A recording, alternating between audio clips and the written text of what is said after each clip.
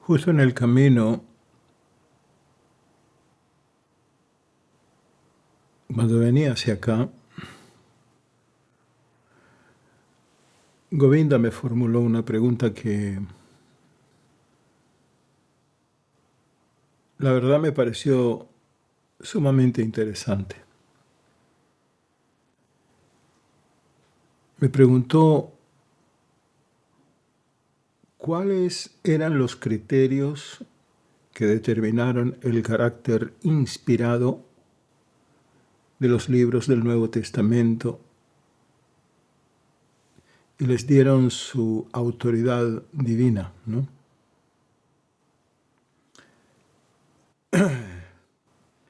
Y es que resulta que no se trata de un tema de menor importancia, ¿no? Al contrario, porque se trata de una pregunta que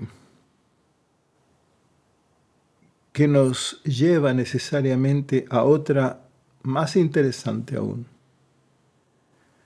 ¿Cómo se fue formando a lo largo de los siglos lo que hoy llamamos el canon del Nuevo Testamento?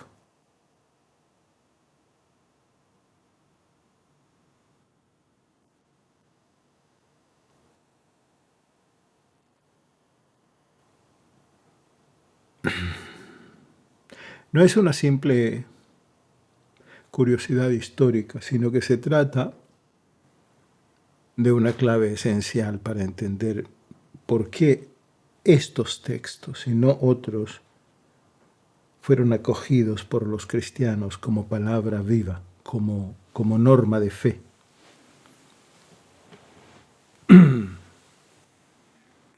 Y ya que estamos aquí reunidos para una charla, podemos detenernos un momento y analizarla, responderla con calma, ¿no?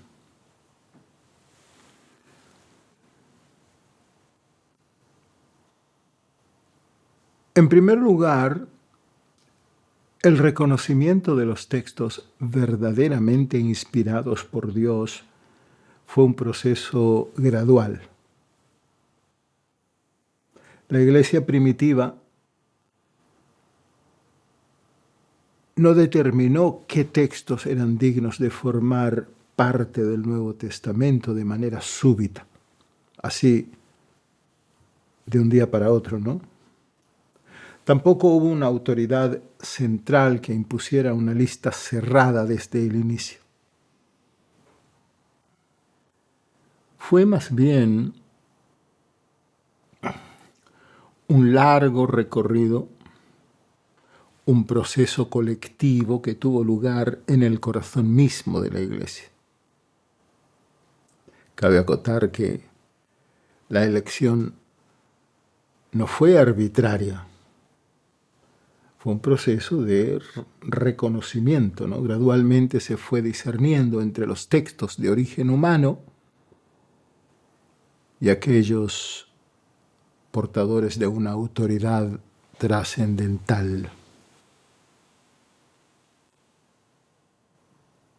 Dentro del hinduismo o la religión Sanatan Dharma, llamada en Occidente hinduismo, las escrituras reveladas se describen como Apaurushaya. Apaurushaya, un término sánscrito, especialmente en la escuela Purva Mimamsa y la Uttara Mimamsa o Vedanta.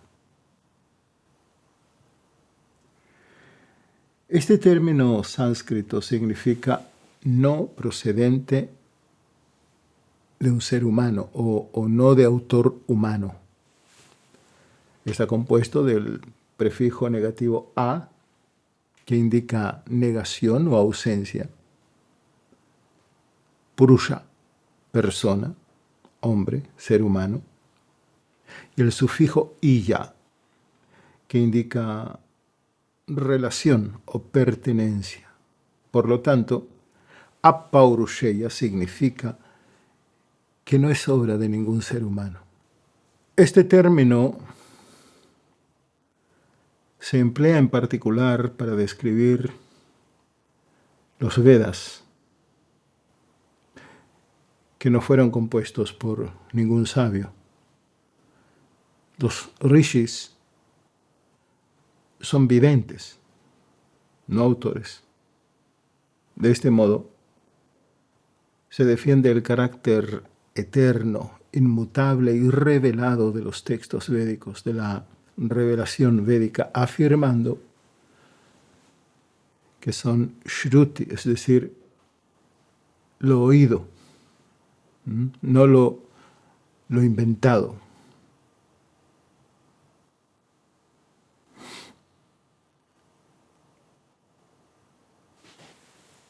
El reconocimiento de la autoridad divina de los libros del Nuevo Testamento se apoyó en varios criterios. Por ejemplo, en la experiencia litúrgica, en la fidelidad a la enseñanza apostólica y en el sensus fidei, en ese sentir común del pueblo creyente.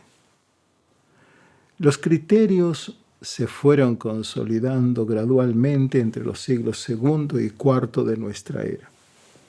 Algunos ya estaban formulados, otros estaban ahí en la práctica, aunque todavía no se hubieran dicho con todas las letras, ¿no? Uno de los criterios básicos y fundamentales fue la apostolicidad. Cada escrito debía necesariamente tener una conexión directa con un apóstol o al menos con alguien muy próximo a él. Ireneo de León, hacia el año 180, lo expresa claramente en Adversus Haereses, diciendo: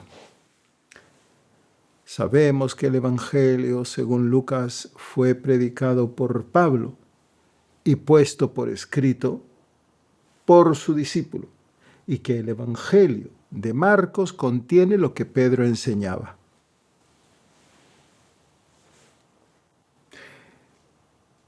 Esta valoración no la encontramos solo en los padres de la Iglesia.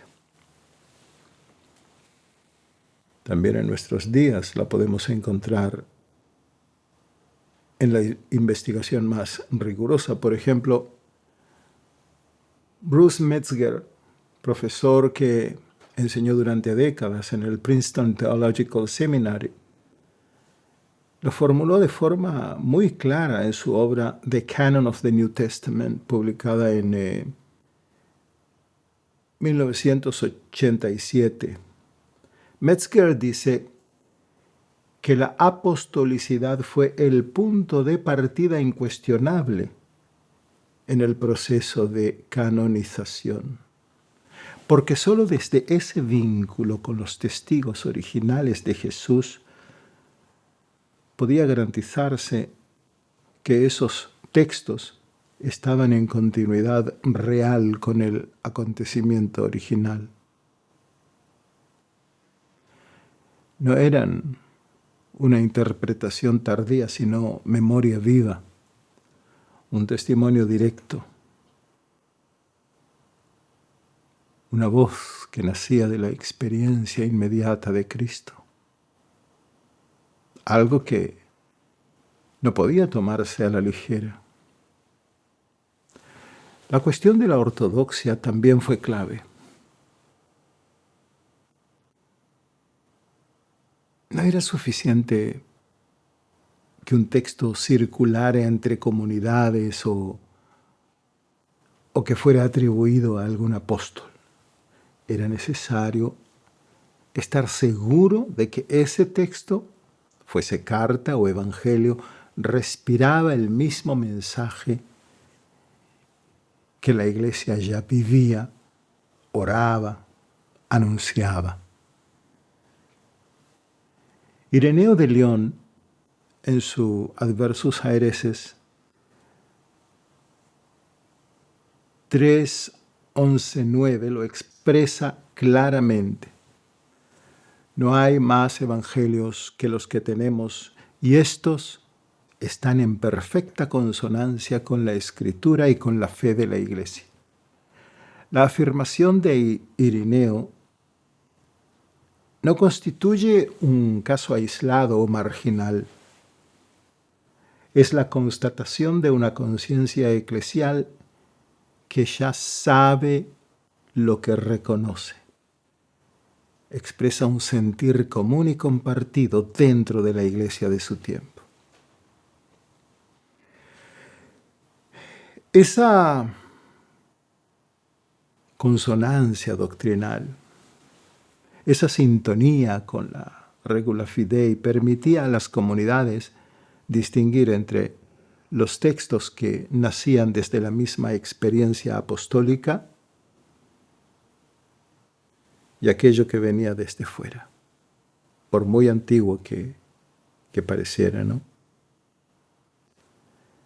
El gran teólogo alemán Martin Hengel, de la Universidad de Tübingen, retoma esta línea en su obra The Four Gospels and the One Gospel of Jesus Christ, publicada en el 2000, explica que la regla de la fe actuaba como una matriz hermenéutica viva, una especie de brújula que permitía a las comunidades interpretar los textos y también decidir cuáles eran dignos de confianza.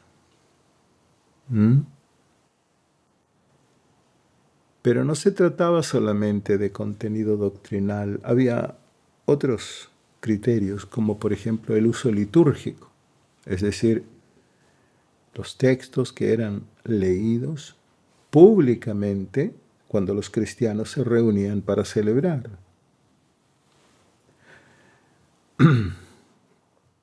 Si el texto estaba presente en la liturgia, si era proclamado en la asamblea, si era escuchado como palabra viva, entonces era reconocido como autoritativo. Justino Mártir, hacia el año 155, lo declaró en su Apología 1:67. Describe cómo en el día del Señor los cristianos se reunían y escuchaban las memorias de los apóstoles o los escritos de los profetas. En realidad no hacían falta mayores explicaciones porque lo que se leía allí tenía peso como palabra viva. Esto lo respalda la afirmación patrística y lo confirma la investigación moderna. Larry Hurtado, de la University of Edinburgh, en The Earliest Christian Artifacts, publicado en el 2005-2006, me parece, lo documenta con mucha precisión. Él dice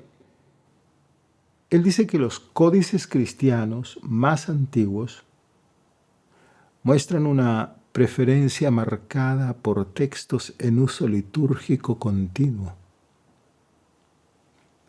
En última instancia, lo que selló su autoridad fue su uso constante, ese eco en la asamblea. No se incluyó cualquier texto o cualquier escrito devocional, sino que solo aquellos que semana tras semana se escuchaban públicamente como palabra inspirada, ¿no? Porque Lo divino no se transmite solo a través de las palabras, sino por la forma en que esas palabras se encarnan en la vida común. El canon bíblico no se dibujó en los despachos de alguna organización religiosa, sino en las asambleas que oraban y escuchaban y sabían reconocer lo que venía de Dios sin necesidad de decretos. No cabe duda de que el alcance de la aceptación cumplió un papel decisivo. Por supuesto que no hubo una unanimidad absoluta, ¿no? Eso es algo que muy rara vez existe entre los seres humanos, pero sí una convergencia que con el tiempo fue difícil de ignorar. El teólogo y erudito Orígenes del siglo III afirma claramente que los 4 evangelios son aceptados sin discusión en toda la Iglesia bajo el cielo. Orígenes reconoce lo que en su época ya era evidente. Aunque la divinidad de algunos libros era discutible, los textos no se aceptaron como canónicos por decreto ni por presión externa, sino porque en la práctica ya estaban siendo vividos como normativos por comunidades de distintas regiones, lenguas y contextos. Harry Y. Gamble, respetado investigador de la University of Virginia, retoma esta línea desde una perspectiva contemporánea. En su libro Books and Readers in the Early Church, publicado en 1995, dice: la autoridad canónica no fue impuesta por Roma, fue reconocida por todos. Es decir, que no se trató de que alguien se sentara en un concilio y dijera esto sí, esto no, esto queda fuera, esto queda dentro. No fue así. Fue un proceso lento, gradual y orgánico.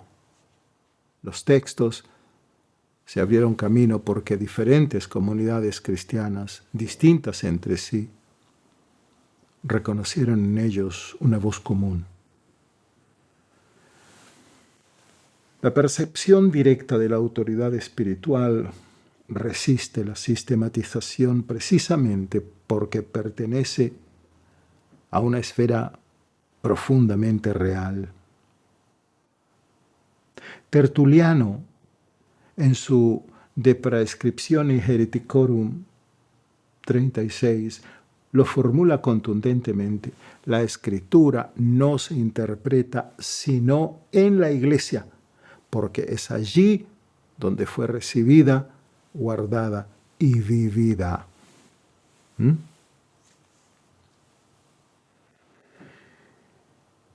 La Biblia no es solo un libro antiguo ni una obra de estilo literario elevado.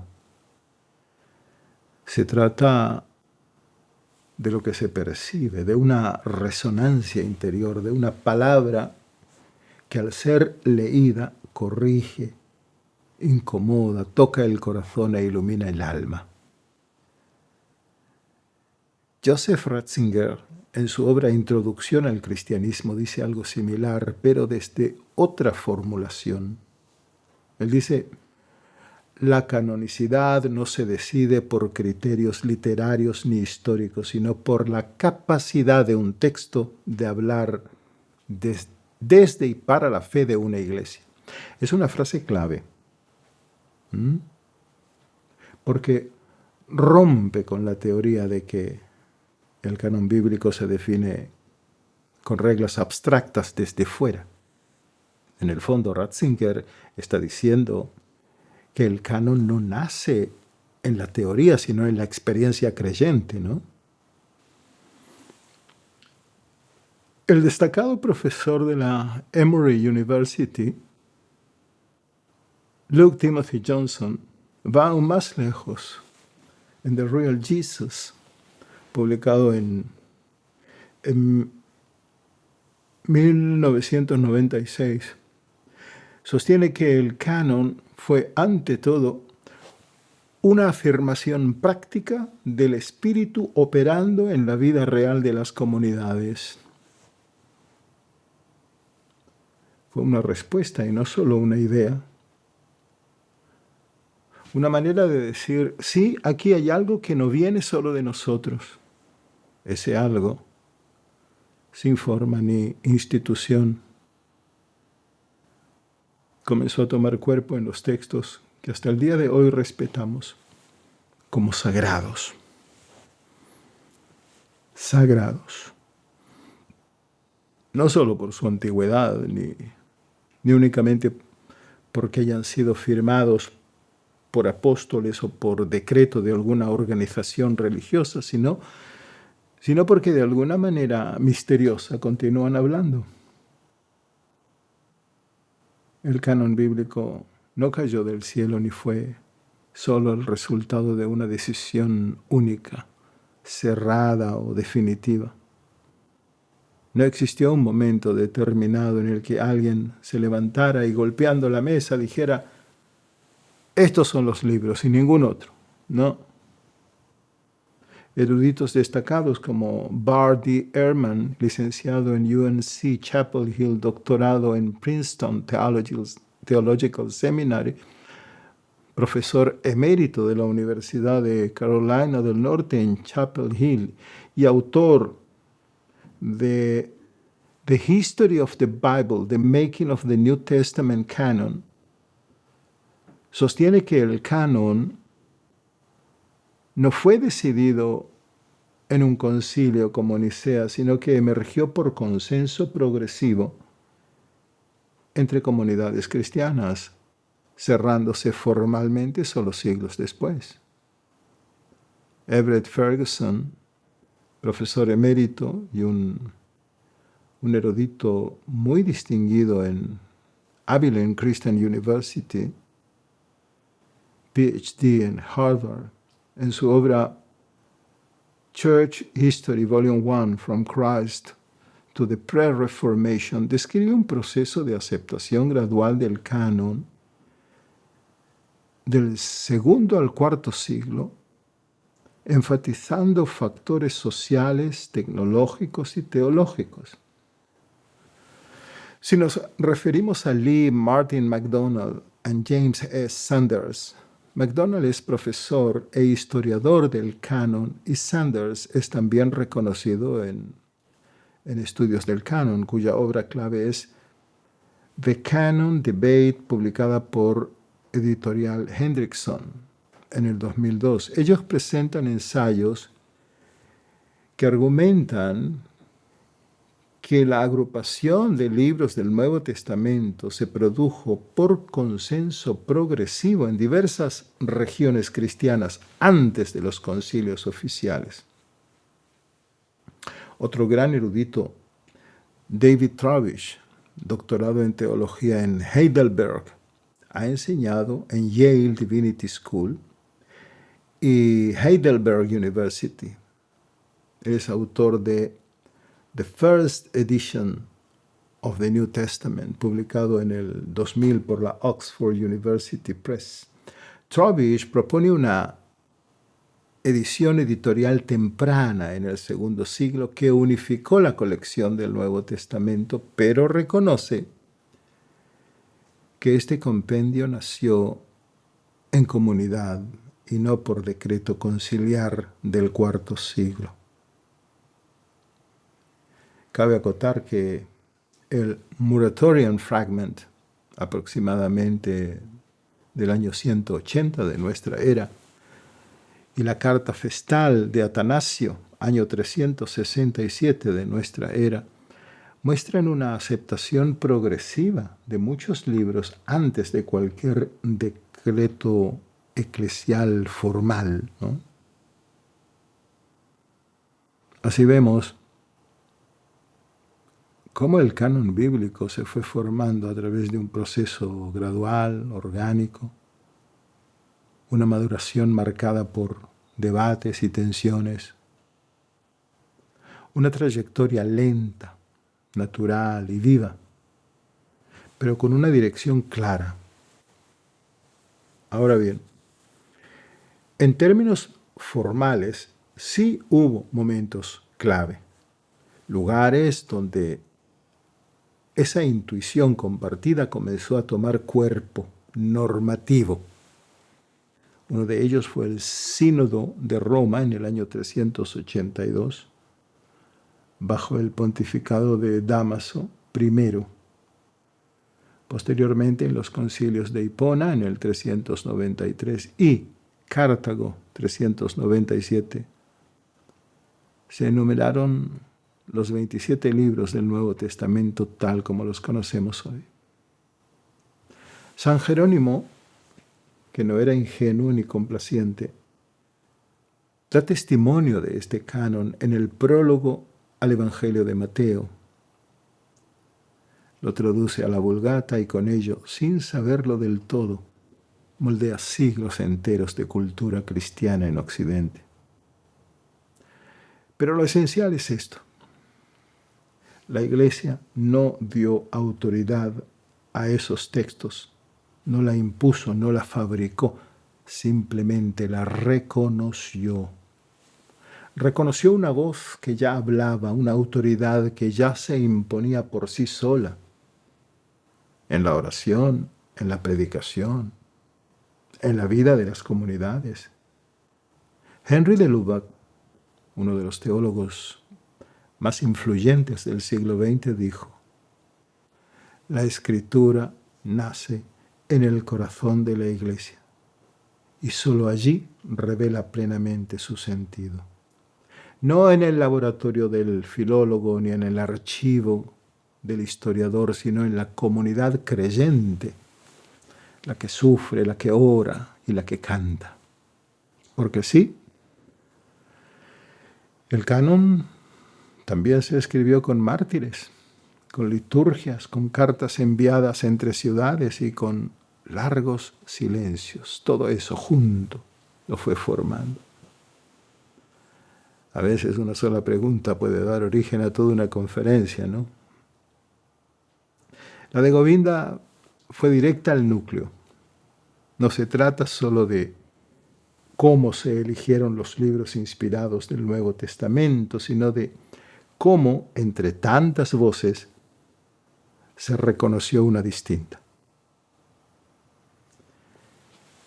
El canon no descendió del cielo, tampoco surgió de un decreto o maniobra entre líderes. Fue un proceso lento, abierto y natural.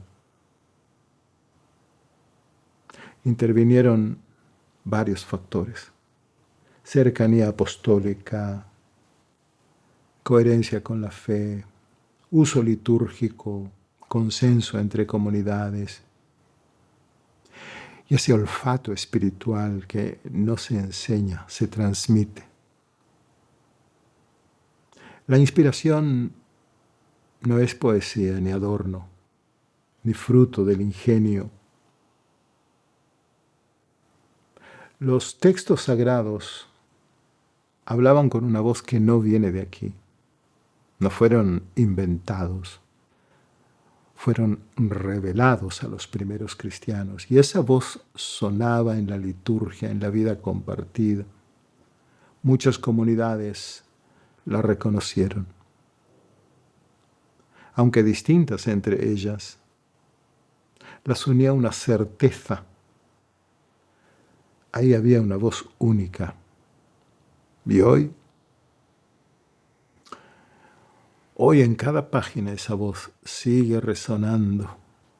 Una voz que no se agota y que aún se deja oír si sabemos escucharla. Como nos dice Apocalipsis 2:7, el que tenga oídos, oiga lo que el Espíritu dice a las iglesias.